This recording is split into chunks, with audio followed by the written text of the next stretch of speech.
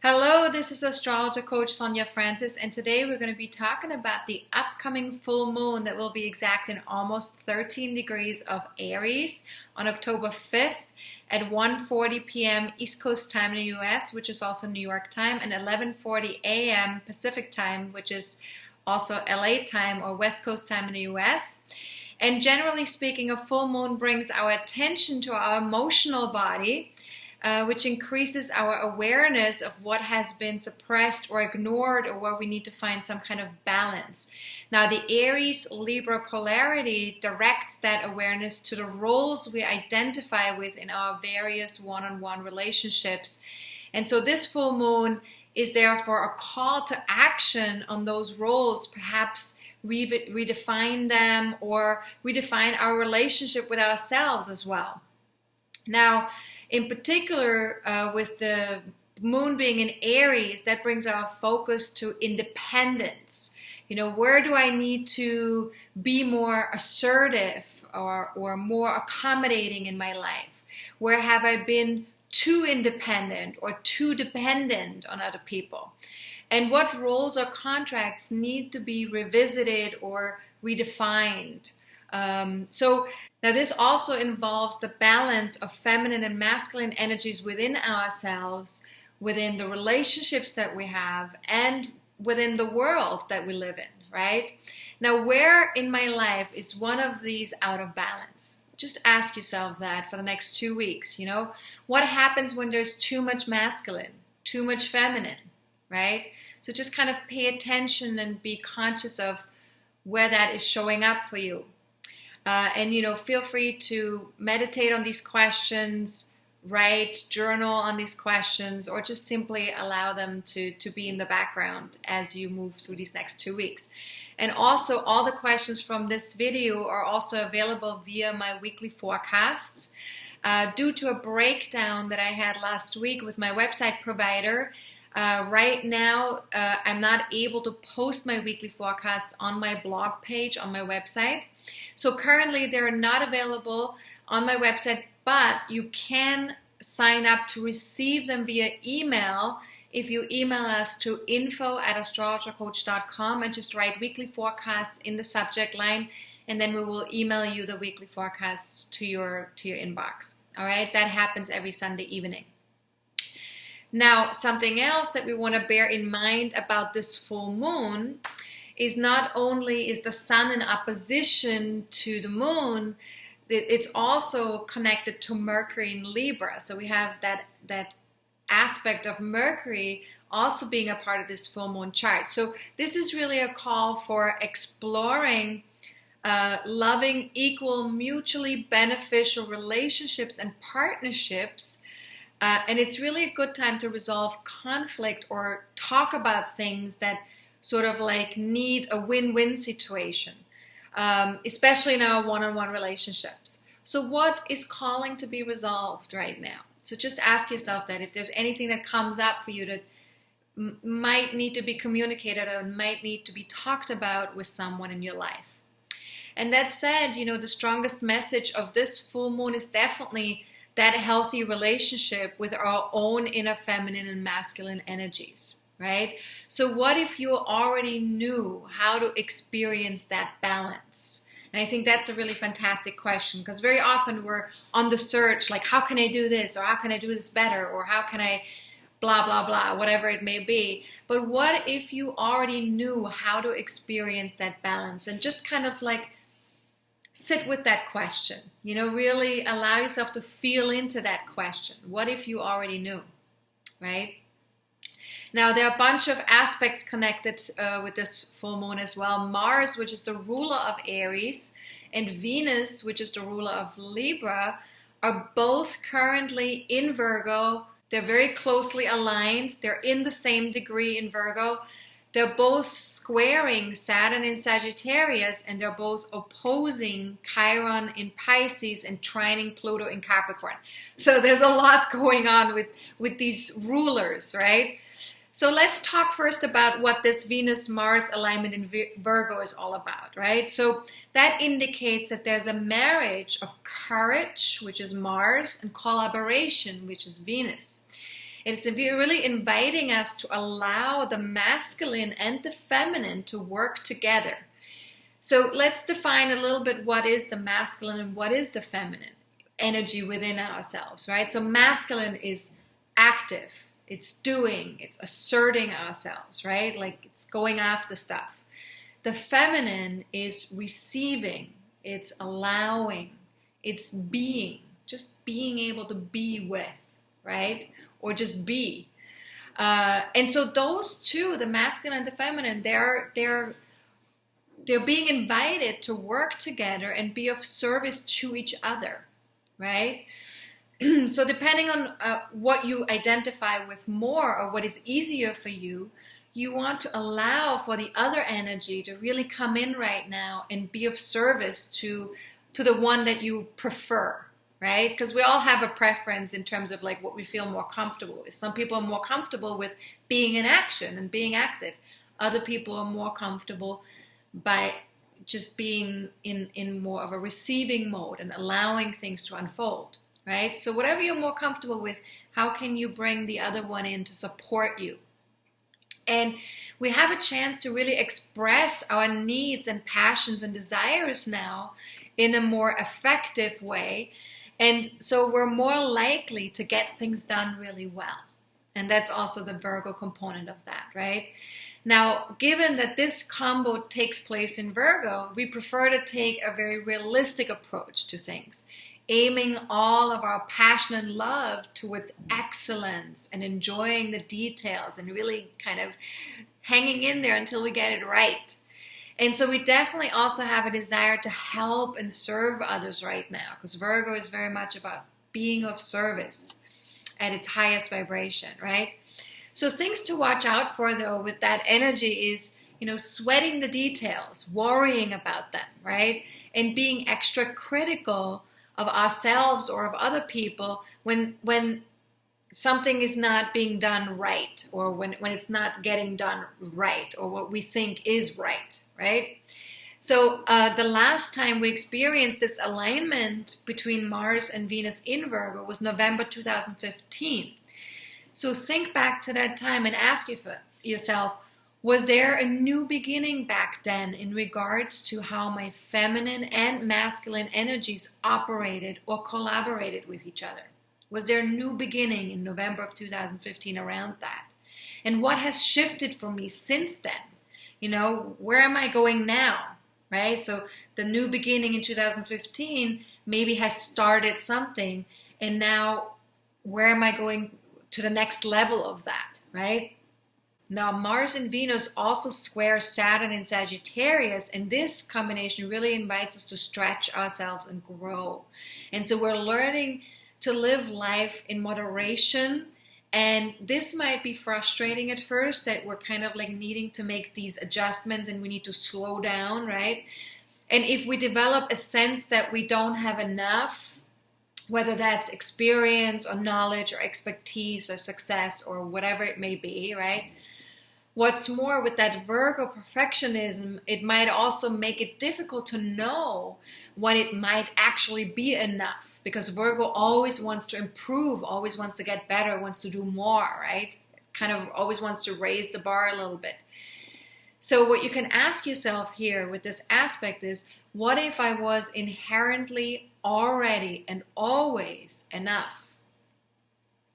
And would that knowledge allow me to step off the merry-go-round?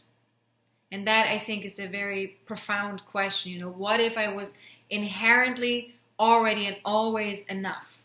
And that is something you can kind of like sit with for a little bit, Remember, you don't have to have the answers to these questions right away. It's really more of an inquiry, curious inquiry into understanding the energies a little bit better that are currently going on, right?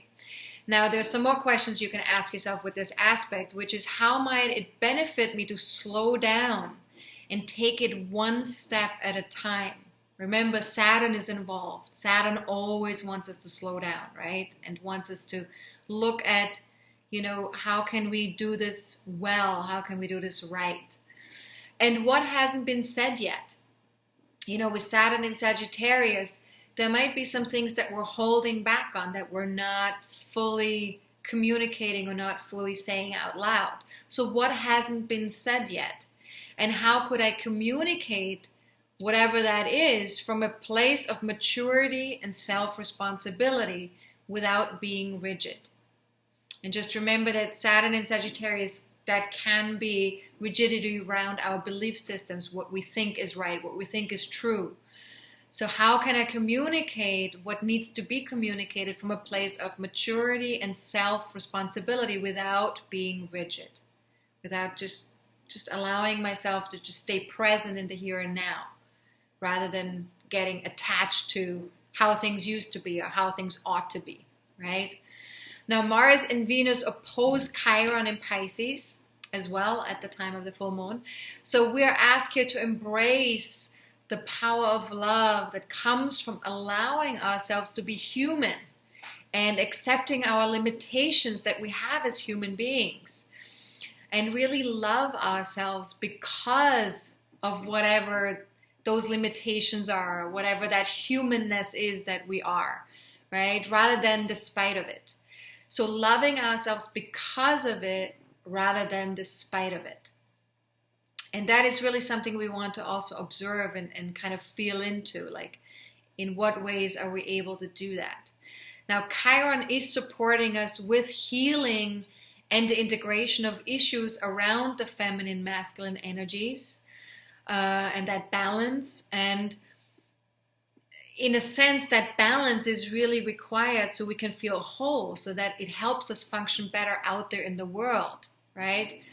So this is definitely a favorable time for practicing forgiveness, around issues to do with the feminine, masculine balance within ourselves, right?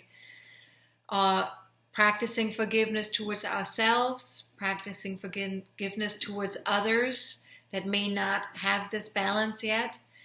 And so you can ask yourself here, what if, in fact, there was nothing to forgive? What if everything were already forgiven? And I know that's kind of an interesting question following what I just said.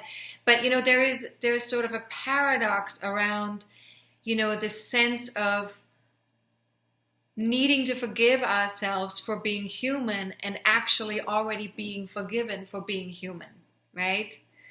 So just kind of contemplate on that. See if you can meditate or journal on all of that, right? What if, in fact, there was nothing to forgive? What if everything were already forgiven? And so we're invited to deeply appreciate the partnership that we also have, not just with ourselves or with our own physical being, but also the partnership that we have with the earth and all of life. And that's very much connected to that Virgo energy being opposed by the healing energy. So ask yourself, what am I able to feel when I tune into all of life around me? And really experiment with that fully and completely. Don't just ask the question, really see if you can tune into that. What if I'm able to feel when I tune into all of life around me? And how can I bring a kind and loving approach to myself as I allow myself to experience human frailty? And I think that is very important to really allow ourselves to explore that. How can I bring a kind and loving approach to myself as I allow myself to experience human frailty? It's not always so easy to do, but to just allow yourself to be with that question can be very powerful. Now, Mars and Venus also trine Pluto in Capricorn.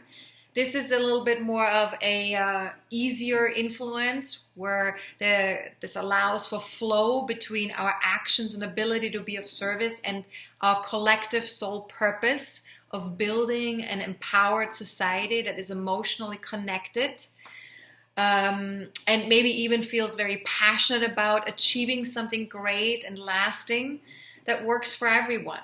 So we have that Pluto in Capricorn, which is that collective soul purpose, but obviously also on an individual level, we do experience that as well.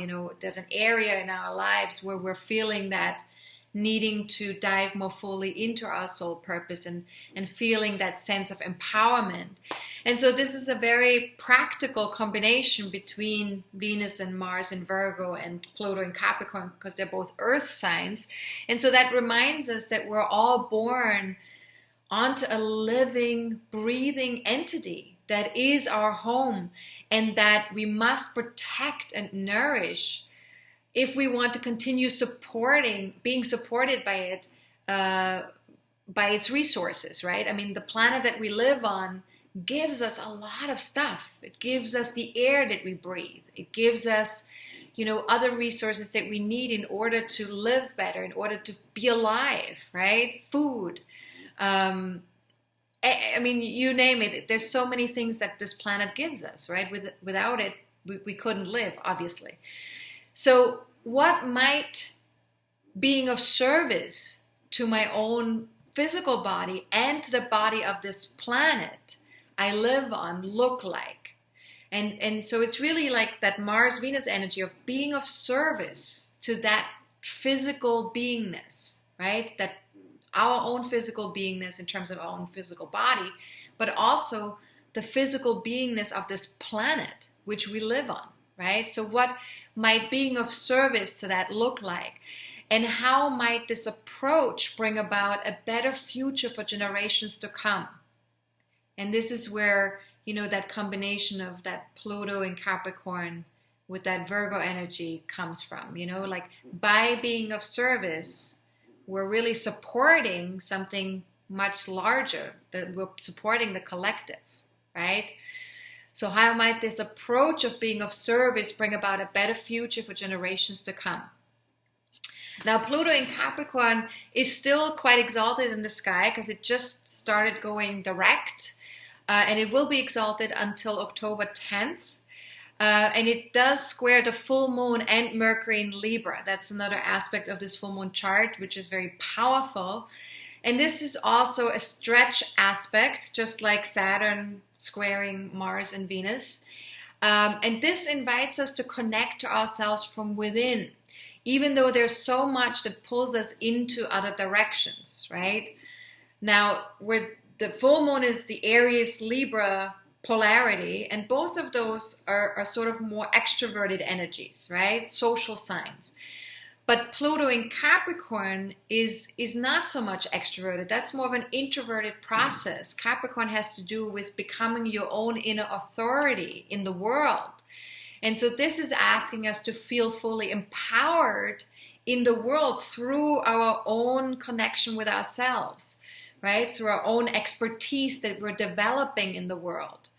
And through that, feeling more empowered. But in order to do that, in order to actually feel empowered in the world, we need to first bring empowerment to our emotional body and to really get clear about what we need on an emotional level versus what we want in terms of our desires or in terms of our accomplishments, right?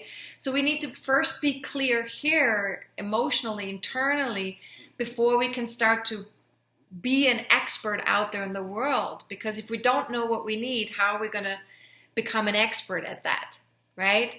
So ask yourself, how might I be able to strengthen my connection to the wisdom of my body, and in particular my emotional body, and to my inner roots, how I feel rooted internally to myself, to the world.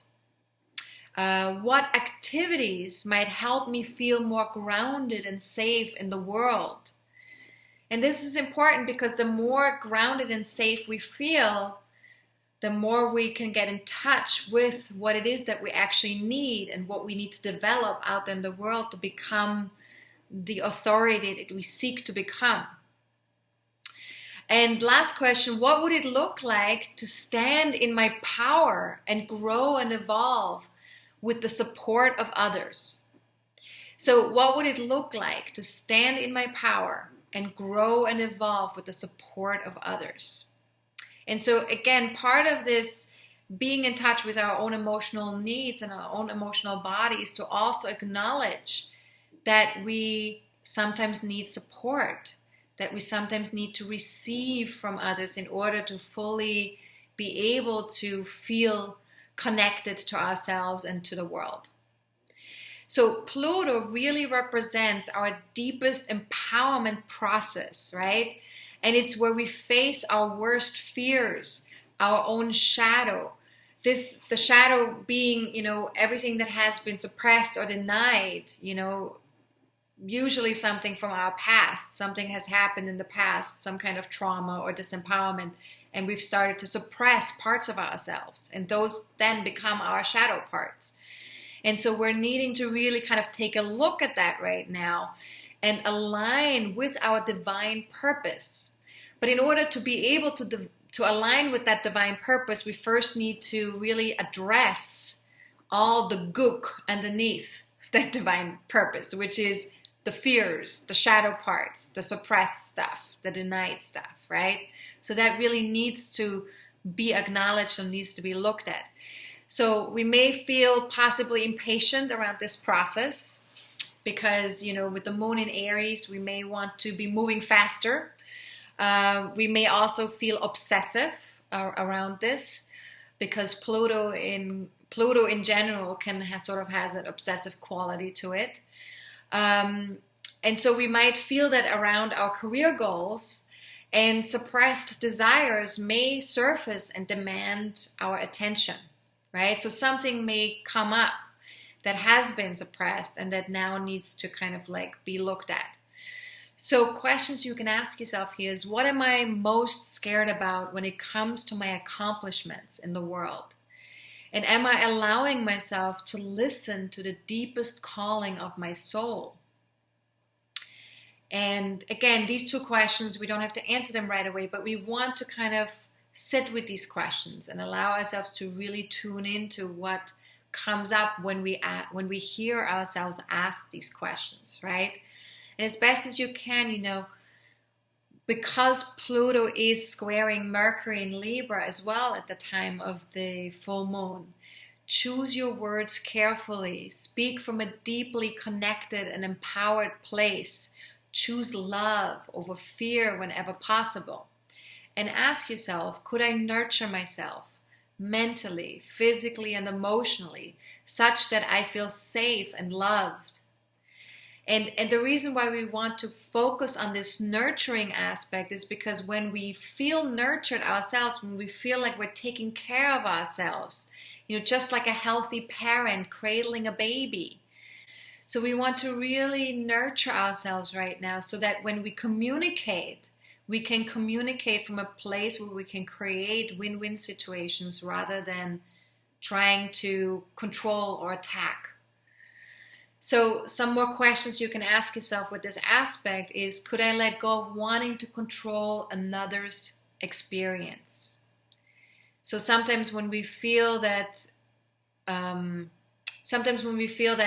there's sort of a sense of power struggle between us and other people, sometimes what comes up is this desire to want to control the other person. Or what we're also experiencing sometimes is being controlled by the other person. But either way, could I let go of wanting to control the other person or wanting to be controlled by the other person? Even if that's not a conscious desire, there might be an unconscious, something unconscious underneath that is sort of like asking for that from within ourselves because we don't feel fully empowered.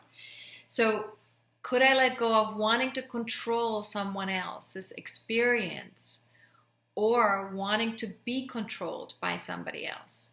And could I allow myself to have productive discussions rather than controversy?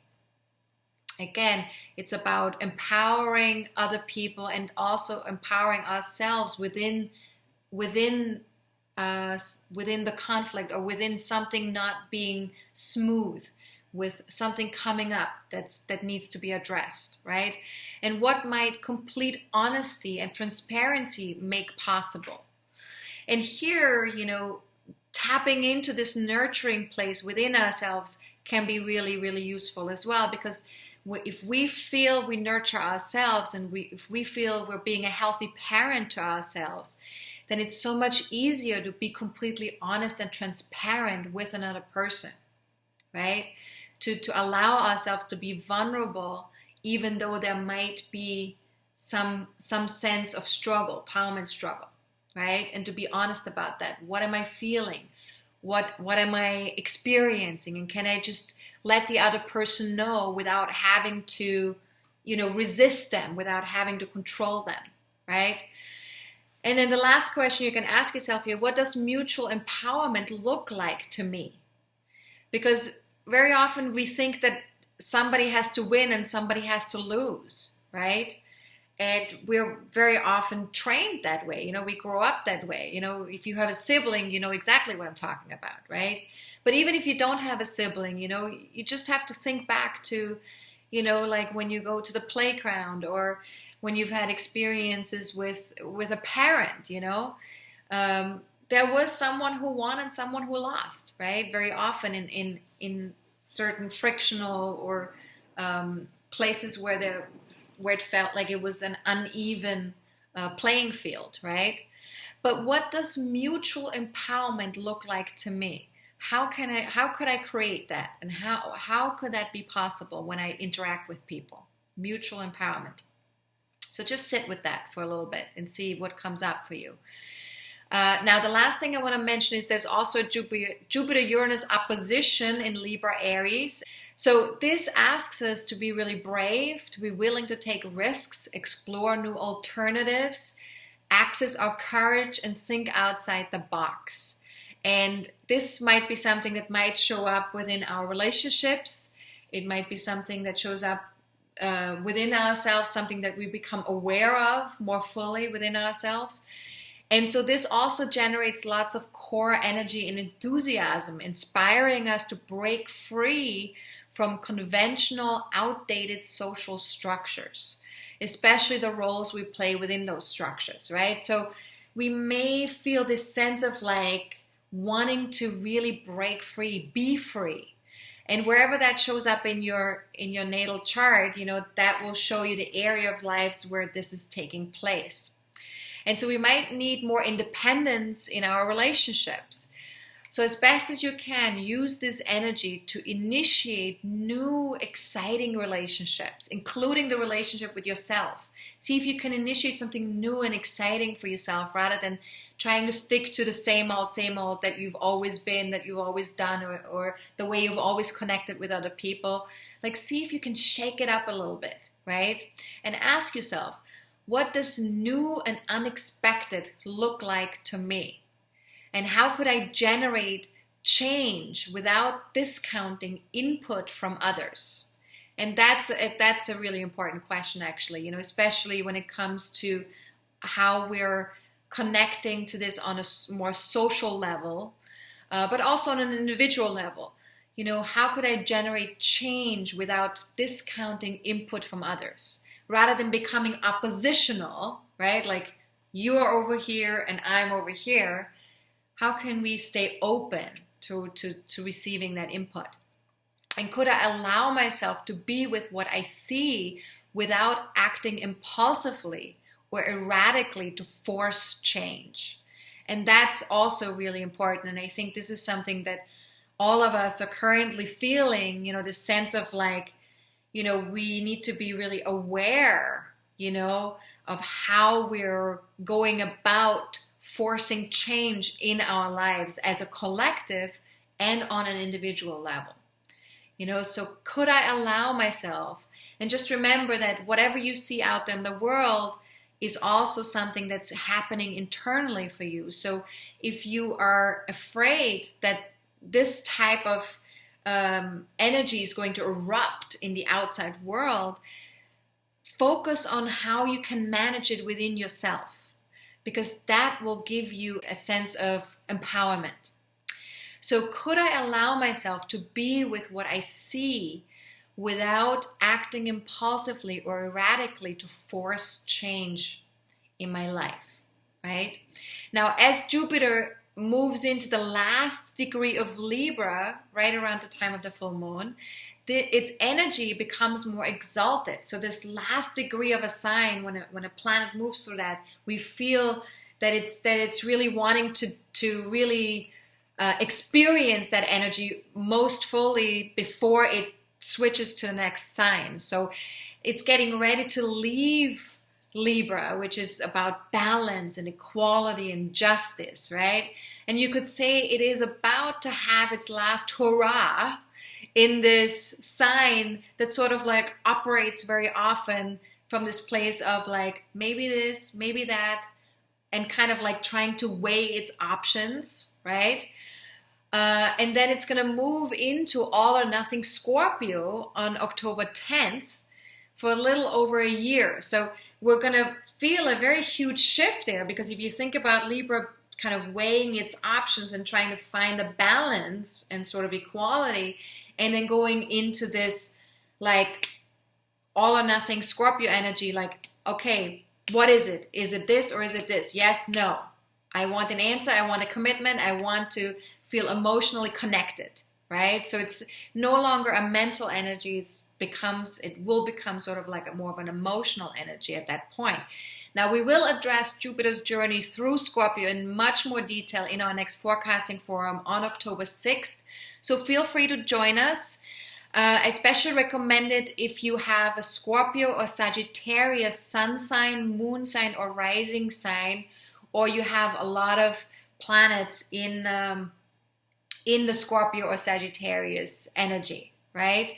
Now, if you want to register for that forum right now, feel free to go to my website at astrologercoach.com and just click on the link for the monthly forecasting forum page, and then just look at that page, and please also fill out the registration form, which is at the bottom of that page, as well as make your payment. Now, if you don't know anything about the forums, feel free to watch one of my previous videos to get a little bit of a sense what they're all about, right? But to sum it all up, for this full moon, we are in a critical phase of our spiritual growth process right now. And I'm pretty sure that most of us have felt that and can relate to that. And so we're really being asked to release all that is holding us back. And so we're really moving through a lot of density right now, a lot of that density of what's holding us back, right? And so this means dysfunctional and restrictive relationships, harmful, addictive, and negative habits that we've accumulated over time or in our childhood. We're also needing to move through patterns and things, maybe possibly possessions that are taking up too much of our time or effort or our sense of inner abundance, right? Because what we really want, right? What we really want with this spiritual growth process that we're on is we want to feel a sense of abundance. We want to feel spaciousness. We want to feel that we're not needing to effort or push through things, right? That's kind of where we want to land, right? But in order to get to that place, we first need to address the density, right? We need to address all that stuff that's holding us back. So as best as you can, see this as an opportunity and allow rather than resist.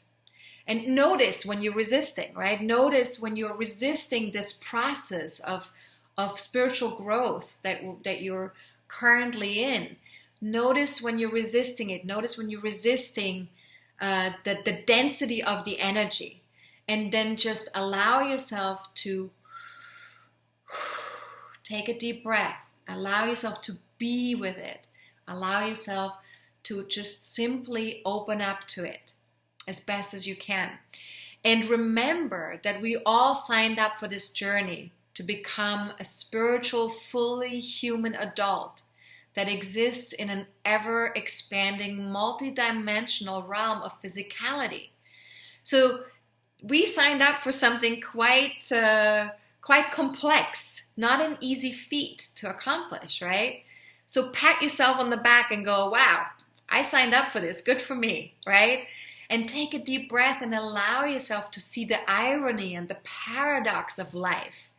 How it's so complex, how there are so many levels and components that we all are trying to move through, that we're all trying to tune into, that we're all trying to understand and explore and experience. And as best as you can, take responsibility for your thought forms. Very important, because those thoughts will create your reality. So take responsibility for your thought forms. Remain curious, remain open, and nurture yourself. Nurture yourself and dig deep into truly understanding your own emotional needs. And we can only understand our own emotional needs when we do nurture ourselves. We cannot know them without that. So when you understand your emotional needs, you can connect to others and yourself from a place of strength and autonomy. Because that's what happens when we actually understand what we need.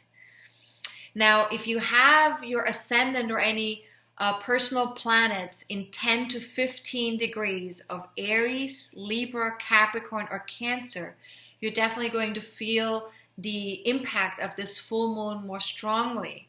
But even if you don't have personal planets in those signs and degrees, the house placements in the natal chart that are affected by this full moon are also equally as important. So feel free to take a look at your own birth chart if you have one, and just take a look at where does 12 or 13 degrees of Aries and Libra land in your chart. And just remember, these are opposite points in the chart, right? Aries and Libra, they're exactly opposite each other.